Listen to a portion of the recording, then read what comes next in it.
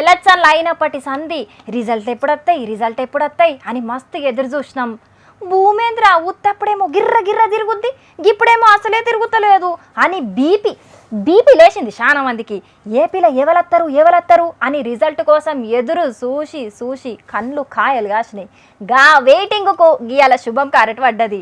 ఇక మరి ఏపీల రిజల్ట్తో పాటు దేశంలో ఎంపీ ఎలక్షన్ల రిజల్ట్ సంగతి ఏందో అనేది పురాగర్చుకొని వద్దాం నడువురి.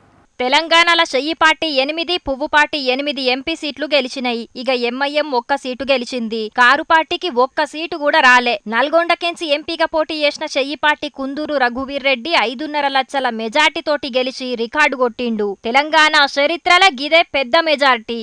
మళ్ళా వస్తే సీఎంగానే అసెంబ్లీలకు అత్తనని ఏ ముహూర్తానన్నాడో బాబు సారు. కానీ ఇప్పుడు గెలిచి 4వ మల్క సీఎంగా ప్రమాణ స్వీకారం చెయ్యబోతున్నాడు. ఈ తాప కూటమి సర్కారే అత్తదని ఫస్ట్ కెంచి కూడా బగ్గనే నమ్మికతోటున్నాడు బాబు సారు. ఇక అనుకున్నట్టు గెలుచుడుతోటి అనుకోనంత మెజార్టీ అచ్చుడుతోటి బాబు సారు సంబురమైతే చిన్నగా లేదు. ఇంటోళ్లతోటి కేక్ కట్ చేసి సంబురాలు చేసుకునుడే కాదు, కార్యకర్తలతోటి కూడా వంచుకున్నాడు.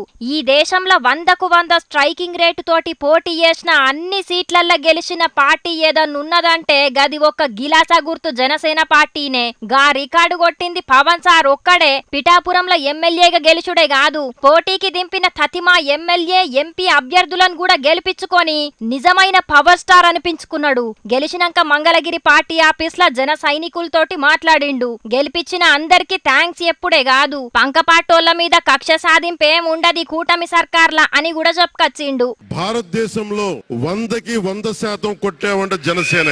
వైసీపీ వైఎస్ జగన్ గారు గాని వారు మన వ్యక్తిగతంగా నాకు శత్రువులు కాదు. ఇది కక్ష సాధింపు సమయాలు కాదు, 5 కోట్ల మంది ప్రజల కోసం పనిచేసే సమయం ఇది.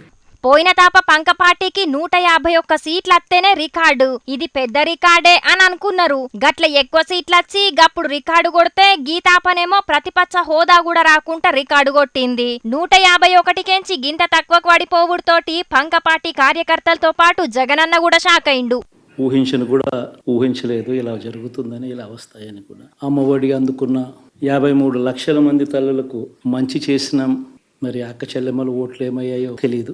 66 లక్షల మంది అవ్వాతాతలకు, వితంతులకు, వికలాంగులకు గతంలో ఎప్పుడు జరగని విధంగా మంచి చేసి ఆ అవ్వాతాతలు చూపిన ఆప్యాయత ఏమైందో కూడా తెలియడం లేదు. ఆసరాతో తోడుగా ఉన్నాం, 0 వడ్డీతో సైతం అండగా ఉన్నాం, చేయూత సైతం తోడుగా ఉంటూ నిలిచాం. మరి ఆ 1,05,00,000 మంది అక్క చెల్లెమ్మల ప్రేమాభిమానాలు ఏమయ్యాయో తెలియవు.